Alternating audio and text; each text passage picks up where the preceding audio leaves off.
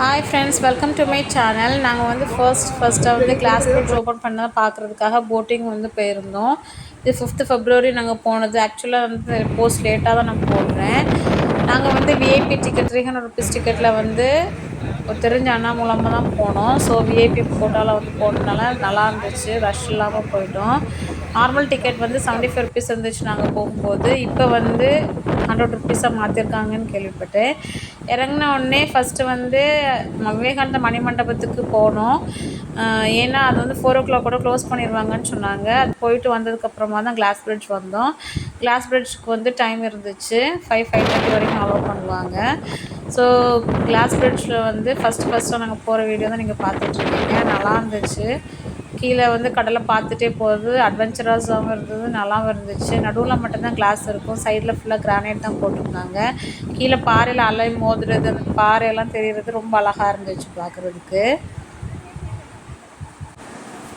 அதுக்கப்புறமா திருவள்ளுவர் ஸ்டாச்சுவுக்கு வந்து நடந்து போனோம்.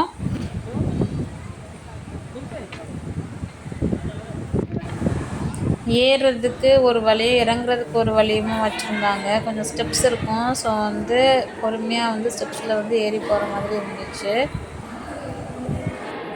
மேலே போனால் திருவள்ளுவர் ஸ்டாச்சு வந்து பக்கத்தில் பார்த்துக்கலாம். ஸோ மேலேருந்து வந்து கிளாஸ் பிரிட்ஜ் பார்க்குற வியூ வந்து ரொம்ப அழகாக இருந்துச்சு. ஸோ கண்டிப்பாக வந்தீங்கன்னா மேலே ஏறி போய் பார்த்துட்டு வாங்க. ஒன்று சொல்ல மறந்துட்டேன், போட்டிங் முடிச்சதுக்கப்புறமா இந்த விவேகானந்த மணிமண்டபம் இந்த கிளாஸ் பிரிட்ஜ் போகிறதுக்கு ஒரு 30 ருபீஸ் டிக்கெட் எடுக்கணும். அதுவும் மறக்காமல் எடுத்துருங்க, எடுத்தால் தான் அலோவ் பண்ணுவாங்க. திருவள்ளுவர் எழுதின 330 குறளும் வந்து இங்கே வந்து இந்த மாதிரி எழுதி வச்சுருந்தாங்க.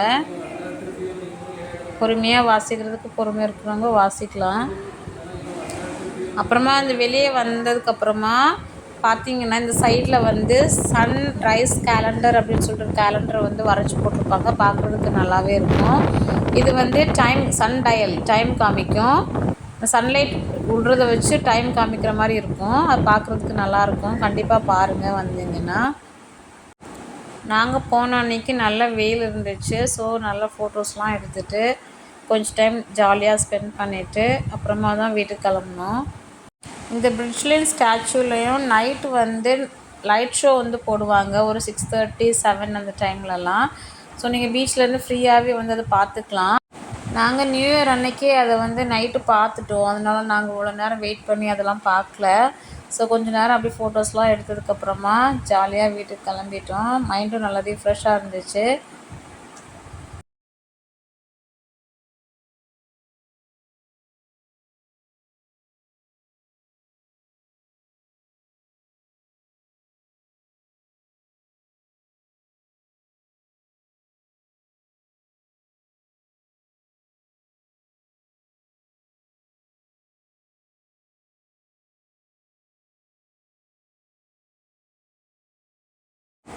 நான் இந்த பிரிட்ஜுக்கு இது வரைக்குமா 2 டைம்ஸ் போயிட்டேன்.